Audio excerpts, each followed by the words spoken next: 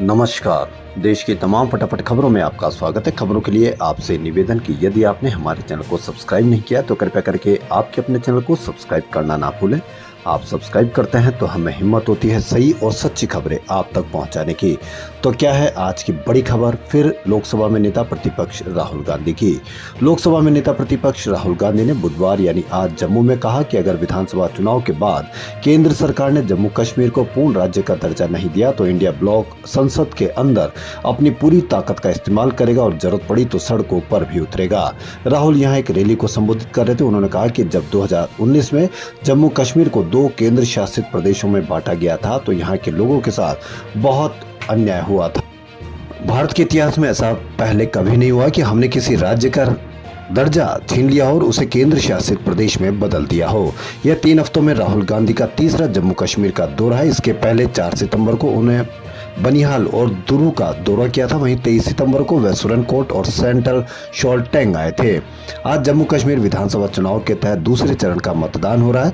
बारामूला में राहुल ने कहा कि हम चाहते थे कि चुनाव से पहले जम्मू कश्मीर का राज्य का दर्जा बहाल किया जाए।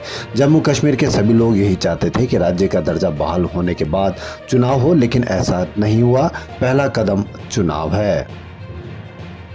जम्मू कश्मीर विधानसभा चुनाव के दूसरे चरण में 6 जिलों की 26 विधानसभा सीटों पर आज वोटिंग खत्म हो गई।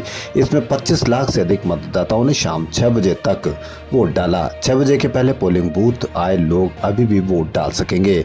दोपहर 3 बजे तक 46% अधिक वोटिंग हुई। सबसे ज्यादा रियासी में 63.91% वोटिंग हुई, जबकि श्रीनगर में सबसे कम 22.62% वोट पड़े। मुख्य चुनाव आयुक्त राजीव कुमार ने कहा कि जहां कभी वोटिंग के बहिष्कार का ऐलान होता था, आज वहां रिकॉर्ड मतदान हो रहा है।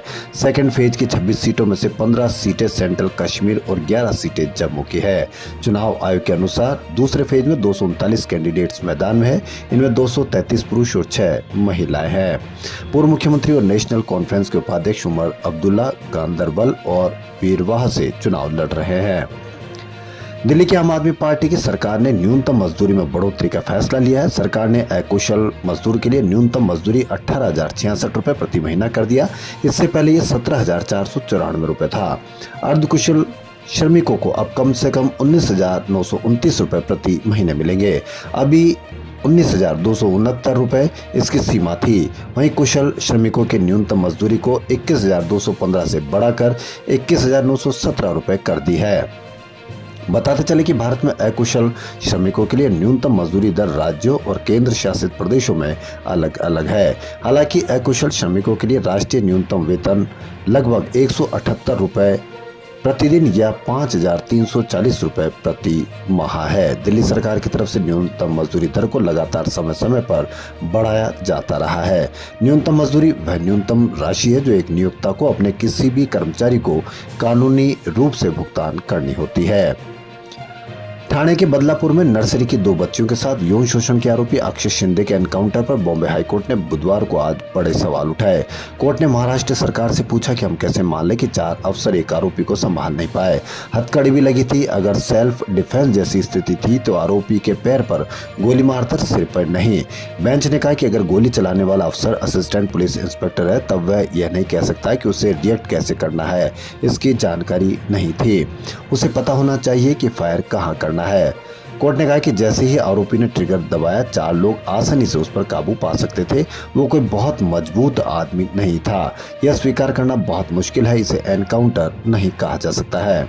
अक्षय के पिता ने बॉम्बे हाईकोर्ट की याचिका लगाकर एनकाउंटर की एसआईटी से जांच की मांग की है। इस पर जस्टिस रेवती मोहते डेरे और जस्टिस पृथ्वीराज चौहान की बेंच ने सुनवाई की। अगली सुनवाई 3 अक्टूबर को होगी। हरियाणा चुनाव को लेकर पीएम नरेंद्र मोदी ने बुधवार को सोनीपत के गोहाना में रैली की। मोदी ने कहा कि अगर कांग्रेस की सरकार आई तो हरियाणा को बर्बाद कर देगी। कांग्रेस में सिर्फ फुटबॉल मचा हुआ। कर्नाटक में इनके सीएम और डिप्टी सीएम लड़ रहे। यही हाल हिमाचल और तेलंगाना में। यहाँ कांग्रेस को लाने का मतलब हरियाणा के विकास को दांव पर लगाना है।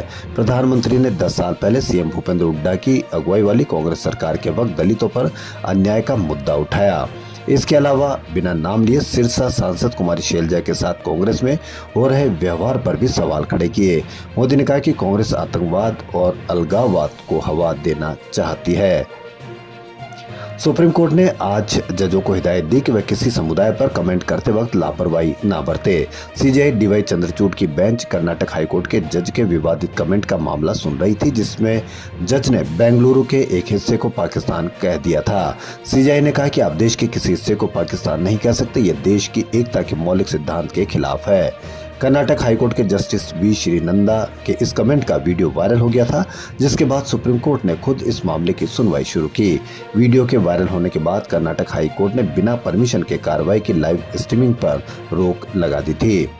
इस पर सीजेआई ने कहा कि कोर्ट की प्रक्रिया में अधिक पारदर्शिता लाने के लिए उसे ज्यादा से ज्यादा प्रकाश में लाने की जरूरत है। हरियाणा के अंबाला में पार्टी कार्यकर्ताओं को संबोधित करते हुए केंद्रीय मंत्री पूर्व सीएम मनोहर लाल खट्टर ने किसानों को लेकर बड़ा बयान दिया। उन्होंने कहा कि हरियाणा पंजाब के बॉर्डर जो लोग उस पार बैठे हैं वे किसान नहीं है।